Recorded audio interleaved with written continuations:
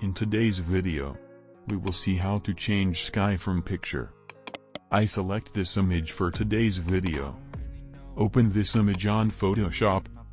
Sky replacement is so simple on here, just watch the video carefully. Go to the edit option and then sky replacement.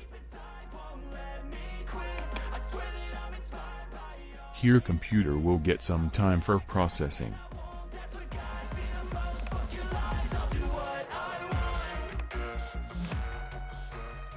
On here you will get more sky. You can choose from here or you can add more. If you want to know how to add more, drop your question in the comment box.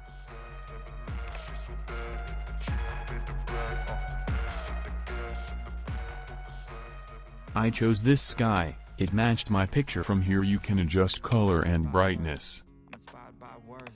I desire your worst, so you can just hide while I work. I ain't tired, you first. I'll write a second, third verse. Then click simply OK. I know it hurts. Something deep inside won't let me quit. I swear that I'm inspired by all this shit. Tell me that I can and I won't. That's what guides me the most. Fuck your lies, I'll do what I And I crop this. I think it's looking good. Now the time it's ready to export. Go File, then Export. Export as an